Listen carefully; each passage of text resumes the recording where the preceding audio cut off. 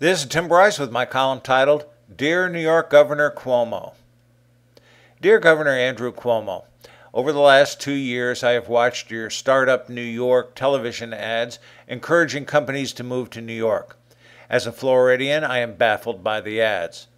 I understand your intent of providing dozens of tax-free zones near universities and schools to entice businesses and stem the exit of 100,000 people and jobs leaving your state each year. But is your program really working? Your major incentive is to allow businesses to move to New York where they can work tax-free for 10 years. At the end of this period, the exorbitant corporate taxes will spring back into effect, causing companies to exit again. You will also defer state income taxes for workers for 5 years, but here in Florida we have no state income tax whatsoever. Plus, we're a right-to-work state. There is also considerably more red tape and bureaucracy in your state as opposed to ours. Let us also not forget the differences in climate, where Florida doesn't suffer from the Arctic weather conditions New York does.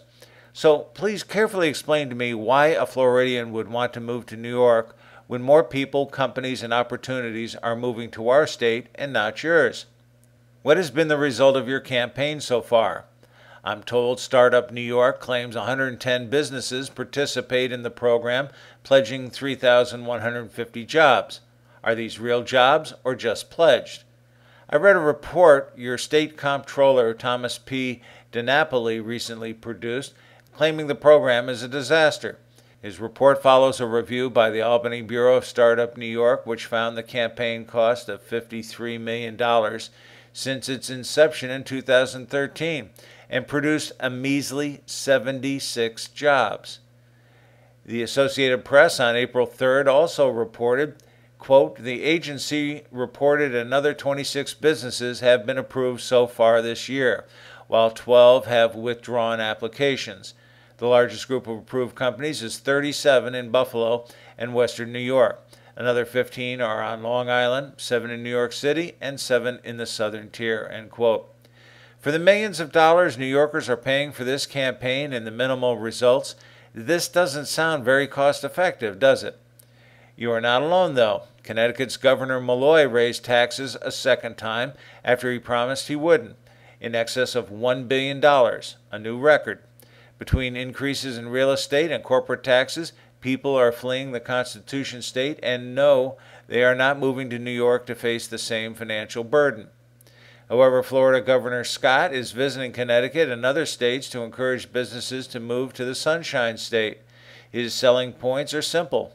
Quote, Florida has no state income tax and has cut taxes more than 40 times over the last 4 years. Unlike Connecticut, Florida is a right-to-work state with no estate or gift tax. If you're a business that wants to pay less taxes so you can earn more money, come to Florida, end quote. No doubt he also mentions the lack of snow in our state. Let me offer some simple advice. First, stop showing these ridiculous Startup New York ads. They are demonstratively ineffective and waste the taxpayers' money. Second, offer a business-friendly environment such as Delaware and Florida where corporate taxes are reduced, income taxes are eliminated, and become a right-to-work state.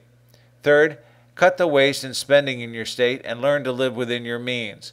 By doing so, businesses and jobs will return, or at least you will have stopped the massive desertions from New York. Sorry, but I cannot help you with the weather. I do not believe palm trees will survive your winters. Friends, keep the faith. This is Tim Bryce in Palm Harbor, Florida. Follow me on the internet at timbryce.com.